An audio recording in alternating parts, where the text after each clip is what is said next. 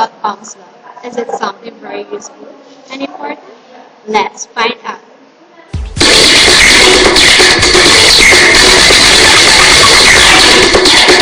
Ohm's law is the basis of all electrical circuits. Electrical engineers use this law to guide the design of electrical systems.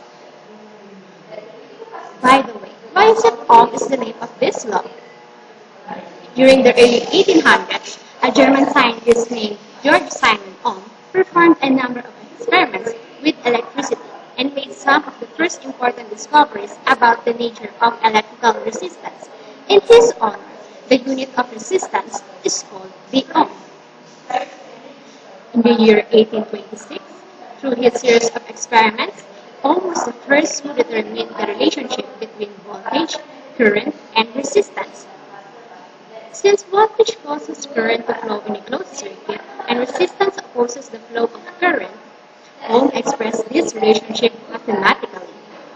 I is equal to V divided by R, where I is current, V is voltage, and R is resistance.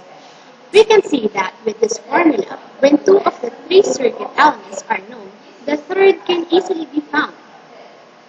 I have here a simple memory for you. It's a circle diagram to help in memorizing the Ohm's law formulas. Just always remember that V is always at the top. Cover the unknown quantity and the desired formula remains. The three possibilities are cover R and you have I times R, cover I and you have V divided by R, and cover R and you have V divided by I. It is very important for you to memorize these three formulas. You will be using them over and over while you study and work with circuits. The next one that I want you to see is this table, which illustrates this relationship both qualitatively and quantitatively for several circuits with varying battery voltages and resistances. Rows 1, 2, and 3 illustrate that the doubling and the tripling of the battery voltage leads to a doubling and a tripling of the current in the circuit.